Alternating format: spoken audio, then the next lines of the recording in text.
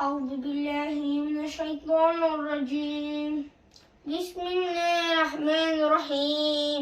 والشمس وضحاها والقمر إذا تلاها والنهار إذا جلاها والليل إذا يغشاها والسماء وما بناها والأرض وما طحاها ونفس وما سواها فألهمها فجورها وتقواها قد أفلح من زكاها وقد خاب من دساها كذبت ثمود بتقواها إذ انبعث أشقاها فقال لهم رسول الله ناقة الله وسقياها فكذبوه وعقروها فدمدم عليه ربهم بذنبهم فسواها ولا يخاف عقباها.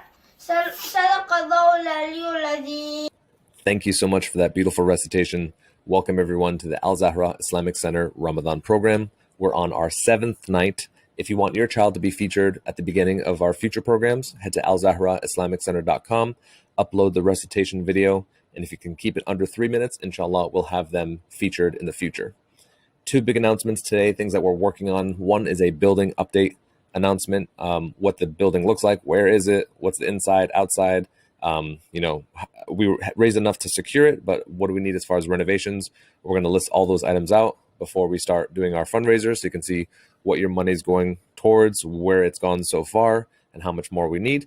So that on Eid al-Fitr, inshallah, we can have a program at least on the outside at a minimum. And we're working on planning those details out right now. Since Eid is going to fall on a weekday, we're going to have a pretty muted program for the morning because people need to get back to work. But then on Saturday, inshallah, with the help of volunteers from the community, we can have a nice festivity on Saturday. But we need help for people to man the different attractions. So we'll have more details on that soon.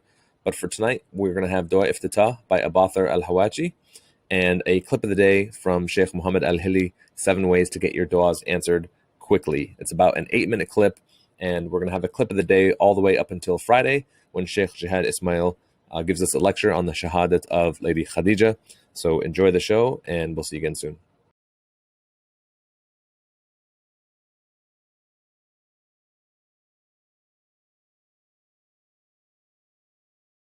Anyone who fulfills the needs and the wishes of the believers, Allah will fulfill their wishes.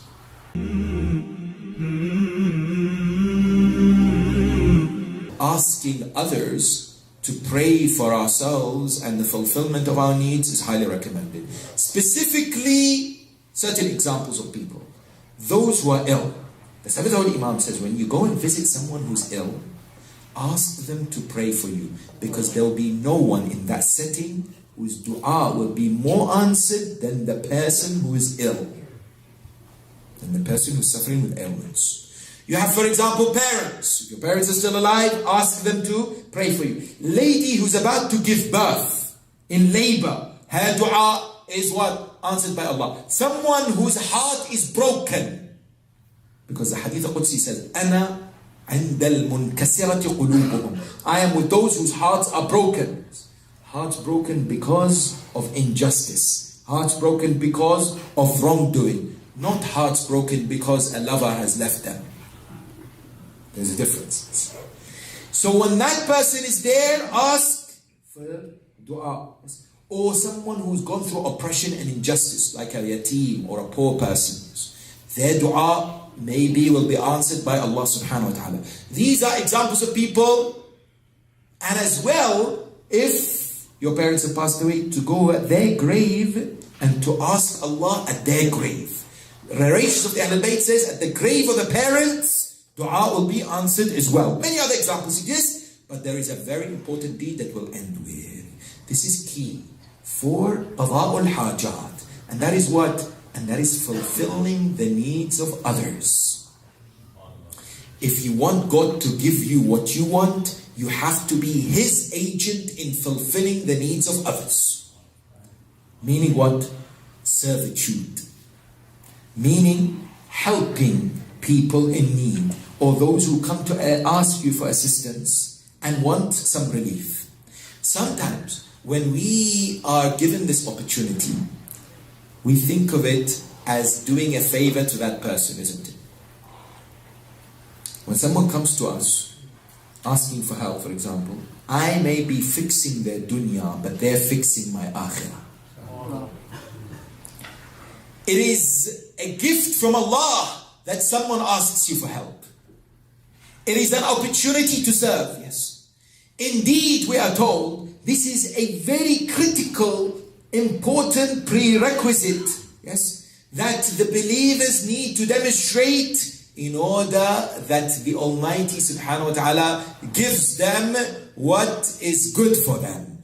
That's why you find that the Ahlul Bayt alayhim as-salam were brilliant examples of this particular element. That you saw that their altruism and their sacrifice for the others was something that was unmatched and unparalleled. Each and every individual you see constantly thinking of others before themselves. وَيُطْعِمُونَ الطَّعَامَ عَلَى حُبِّهِ مِسْكِينًا وَيَتِيمًا وَأَسِيرًا. Famous story that we're told in Surah Al-Insan. Each and every member of the Ahlul Bayt had their own collection of stories in relation to how they would look at others before they look at themselves. And they were the masters of servitude towards others. This highlights to us what? This highlights to us the key aspect within the religion of Islam of community service, of assisting others. And why this is important? Maybe some of the elders, majority of the elders are aware of this, but our youngsters, we need to inculcate this as well. Giving back to the community, making it second nature. Making it something that I don't have to do, but I normally do because I want to do. In any shape or form, whether it's contribution in the community, whether it's in the madrasa, whether it's in the running of the program, whether it's in future projects and initiatives, even if it is in general society, helping out at the local hospital, helping out the homeless, assisting others in any denomination, any religion, as human beings. This is great in the eyes of God.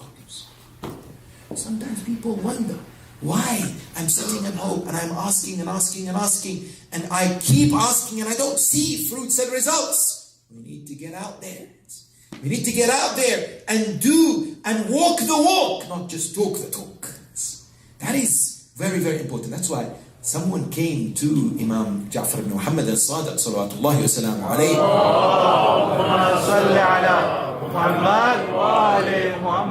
And when they came to the Imam, what did they say? They said, Ya ibn Rasulullah, I live in the city of Ahwaz in Iran, and you know, there is a governor there who is a lover of yours.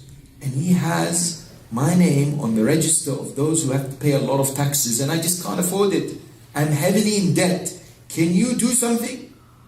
Imam al-Sadiq wrote a letter, but the letter contained one sentence. It says, anyone who fulfills the needs and the wishes of the believers, Allah will fulfill their wishes. That's it. So give this. So the man takes the letter, goes back to Ahwaz. He met the Imam in Hajj. He goes back to the city of Ahwaz in modern day Iran, knocks on the door of the governor. The maid or the servant opens. Can I help you?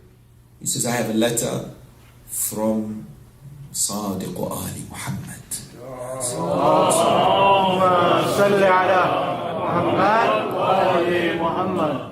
When the governor hears this, rushes barefoot, comes out, says, where is it? Give it the letter to me. He takes it, he kisses it, and he says, welcome, welcome, come inside.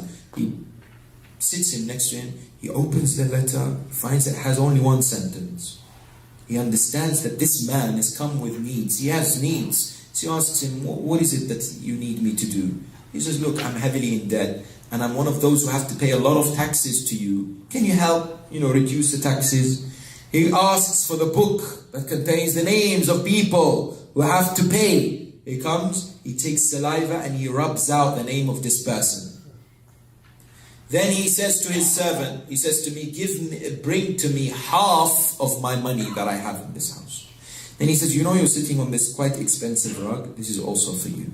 Have I fulfilled your wish? That man is deeply embarrassed. He says, you've done much more than that. I didn't expect you to delete my name. I didn't expect you to give me all this. Next year he goes to Hajj. That same man whose hajat were fulfilled, he comes to Imam Sadiq. Imam says, did he fulfill your needs? He says, Ya Rasulullah, he did much more than that. Imam was seen smiling. The man said to him, why are you smiling? He says, Bala wallah, by God he has pleased me. By God he has pleased Rasulullah. By God he has pleased Allah subhanahu wa ta'ala. The idea therefore that emerges is we develop that particular understanding of servitude. Servitude towards whom? Towards others. Servitude towards the needy. Servitude towards those who request help from us in order for us to see the fruits of our dua and our supplication. And I ask you, when you look at people around the Ahlul Bayt, they demonstrated this.